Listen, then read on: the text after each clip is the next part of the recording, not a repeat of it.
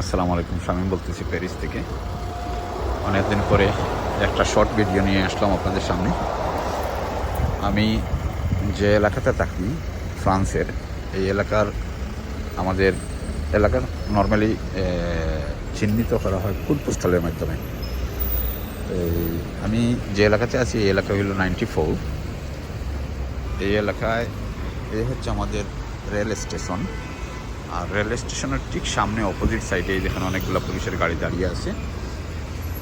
এইটা হচ্ছে এই পুলিশের গাড়ি এখানে দাঁড়ানোর মূল কারণ হচ্ছে এই হচ্ছে একটা ক্যাফে বার। এখান থেকে ড্রিঙ্কস করে সবাই বাইর হয়ে মারামারি আরম্ভ করে।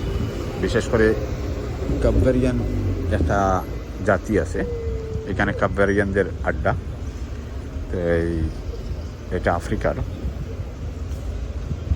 এরা এখানে অনেক প্রচুর ড্রিঙ্কস করে বাইরে হয়ে প্রায় সময় মারামারি করে চাকু দিয়ে। তাও আজকেও চাকু দিয়ে একটা মারামারি হয়েছে এখানে। আমি এসে যতটুকু শুনলাম, এসে দেখেছি দুইটা অ্যাম্বুলেন্স, একটা ফায়ার সার্ভিসের গাড়ি, পুলিশের 5-6টা গাড়ি, এর মধ্যে 2-3টা চলে গেছে, অ্যাম্বুলেন্স চলে গেছে, বাট আছে এখনও, পুলিশের গাড়ি এখনও আছে। জানি না আর কতক্ষণ থাকবে। যাকে মারা হয়েছে সে অলরেডি চলে গেছে হসপিটালে। আর পুলিশ যেহেতু কাছে যেতে দিচ্ছে না, এই জন্য পুরা দেখতে পারতেছি না। যতটুকু দেখা যাচ্ছে ওই 2 নম্বর গাড়িটাতে সম্ভবত যে মারছে তাকে রাখা হয়েছে, সম্ভবত, আই এম নট শিওর। আসলে আমরা বসবাস করি উন্নত দেশে, আর এখানে যাই মারামারি হয় ম্যাক্সিমাম, বেশিরভাগ 99% এখন পর্যন্ত আমার চোখে যা পড়েছে সব বিদেশিরাই মারামারি করে। আমরা আসছি অনেকে রিজেকের দান্দায়, রিজেক রুটির জন্য, কিন্তু বিদেশে আসার পরে এইসব ঘটনা করে আমরাই আমাদের স্থায়ীভাবে বসবাস করার রাস্তা পর্যায়ক্রমে বন্ধ করে দিচ্ছি।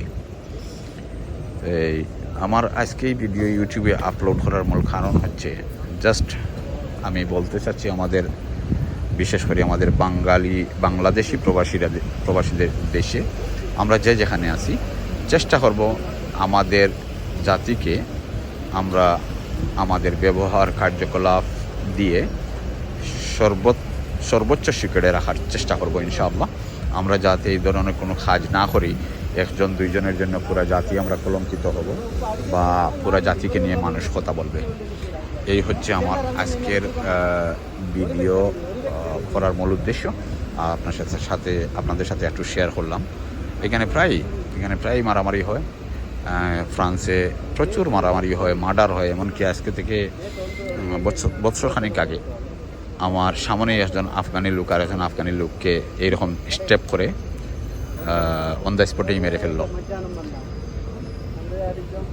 আমি সব কিছুর পরে আপনাদের কাছে আমার অনুরোধ, আপনারা যেখান থেকে আমার ভিডিওটা দেখবেন, যদি সম্ভব হয় আপনারা শেয়ার করবেন। আর আমাদের বাংলাদেশি ভাইদের প্রতি আমাদের সর্বশেষ রিকোয়েস্ট যেটা থাকবে, যে ভাই আমরা প্রত্যেকজন যারা বাংলাদেশি, আমরা বিদেশে যেখানেই থাকি না কেন, আমরা ধরে নিতে হবে যে আমরা প্রত্যেকটা মানুষ আমাদের দেশের একজন প্রতিনিধি, একজন দূত হিসাবে আমরা বাইরে আছি। এই মন মানসিকতা প্লিজ নিয়ে আমরা বাইরে থাকি, বাইরে কাজ করি, রিজেক রুটি আল্লাহ যেখানে রাখছেন কামাই করি, আর দেশকে চেষ্টা করি আমাদের সর্বোচ্চ শিখরে নিয়ে যাওয়ার, দেশের বাইরে এবং দেশের ভিতরে ইনশাআল্লাহ। ওকে, সবাই ভালো থাকেন। আর যারা ভিডিওটা কষ্ট করে দেখবেন, আপনাদের সকলকে ধন্যবাদ। আর সবাই ভালো থাকবেন। আসসালামু আলাইকুম।